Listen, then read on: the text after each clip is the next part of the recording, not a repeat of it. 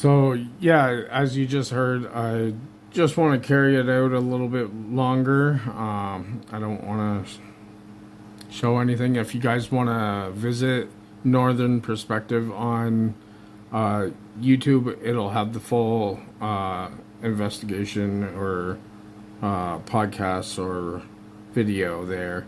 Northern Perspective. All right.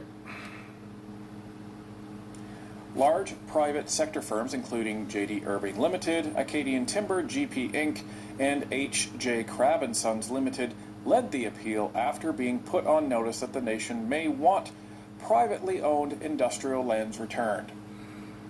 The courts can make a finding that Aboriginal title exists on private lands, Justice Drapeau clarified, but that does not carry the full weight of a declaration of title. A finding is not enforceable. A declaration is a court order that can be enforced and appealed. The ruling leans heavily toward compensation rather than the threat of expropriation to settle land claims that touch on private lands.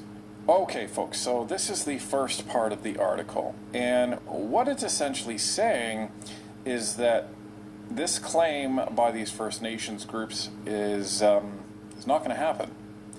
And it's saying that, listen, if the courts grant title to these private lands in New Brunswick, this is actually going to have the opposite effect for reconciliation. Yeah. And exactly what I was talking about for the last we were first talking 4 about days. The Cowichan issue in our BC video is that in almost all cases, even when title is granted or found to be granted, it almost never results in the court ordering the land actually be given back to the First Nations. He's a very groups smart if guy. there is somebody already on that land.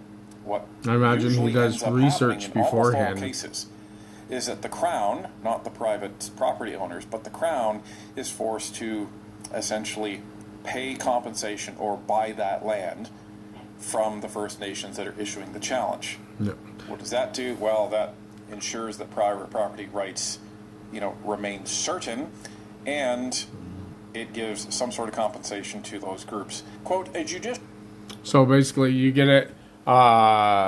The next cigarettes being sold in J.D. Irving stores and everything like that, that has to go. They have to go back to next original. They have to make Canada healthy again. They